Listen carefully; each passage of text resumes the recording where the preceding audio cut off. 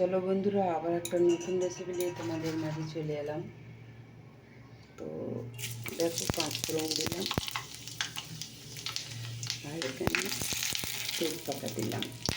তো দেখতে পাচ্ছ এখানে আছে তোমার আলু আর ইঁচড় সেদ্ধ করা।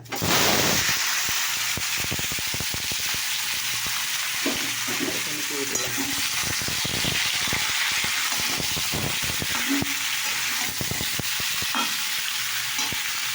তো তোমরা দেখতে থাকো। এটাকে এখানে নাড়া হচ্ছে। আর দেখো আদা, রসুন, পেঁয়াজ ভাজা।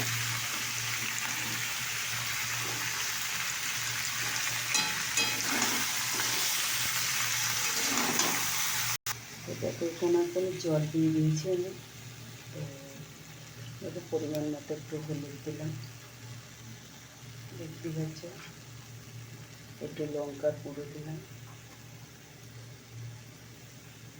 আর এখানে পরিমাণ মতো নুন দিলাম। এবার নুনটা স্বাদের ওপরে, তোমাদের যে যেমন খাবে। আর সামান্য একটা জিরে গুঁড়ো দিয়ে দিলাম। এবার আমি নাড়াচাড়া করবো।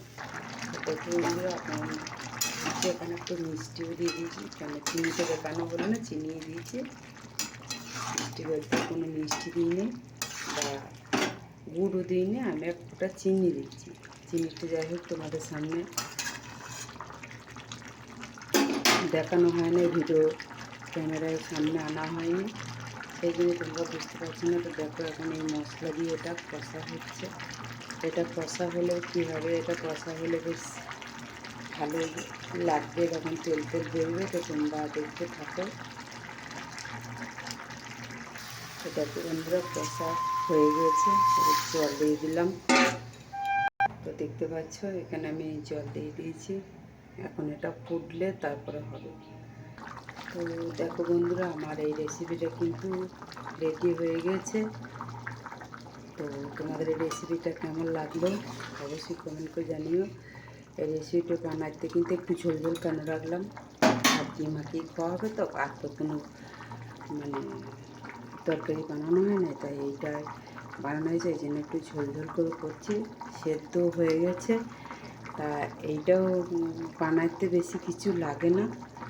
ইঁচড় আলু একটু সেদ্ধ করে নিতে হবে, তারপরে তেল, 5 ফোড়ন, তেজপাতা দিয়ে একটু নাড়াচাড়া করে তারপরে আদা, রসুন, পেঁয়াজ একটু ঘষা দিয়ে নুন, হলুদ, লঙ্কার গুঁড়ো আর সামান্য এক ফোঁটা জিরে গুঁড়ো দিয়ে তাকে জল দিয়ে কষা হবে। দিয়ে কষার ভেতরে এক ফোঁটা চিনি ফেলে দিয়েছি। চিনি ফেলে দিয়ে তারপর নাড়াচাড়া করে তারপর জল ঢেলে দিয়ে দেখো এখন ফুটছে। তো আমার রেসিপি তো রেডি হয়ে গেছে। তোমাদের কেমন লাগলো এই রেসিপিটা অবশ্যই তোমরা কমেন্ট করে জানিও। তোমাদের অপেক্ষায় থাকলাম। তো চলো, টাটা, বাই বাই।